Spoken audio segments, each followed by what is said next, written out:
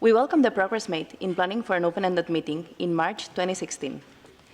As mandated by Resolution 6622, the meeting should assess progress and continue discussions on the remaining issues in relation to monitoring, coordination, and financing for health research and development, taking into account all relevant analyses and reports, including the analysis of the CEWG report. The main recommendation of the CEWG report was a legally binding R&D agreement for medical technologies to address the unmet health needs of developing countries due to market failure. The same applies to the R&D crisis faced in antimicrobial resistance and emergency. In Resolution 6622, discussions on the R&D agreement were postponed to 2016. However, these have not been included in the provisional agenda of the open-ended meeting. We urge Member States to ensure that the final agenda includes the discussion of the R&D agreement. CEWG recommendations are to be implemented as a single framework, including financing priority areas identified by the Observatory by means of the linkage and open access approaches.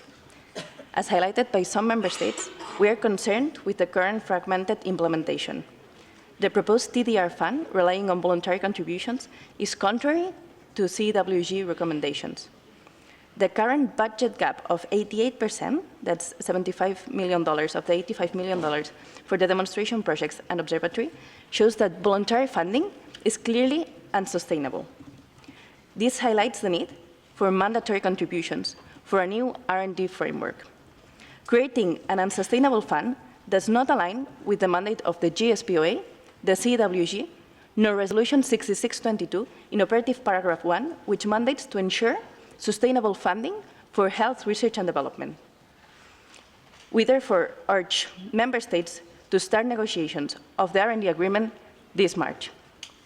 We believe the meeting must include civil society. Few Member States and some corporations oppose the agreement.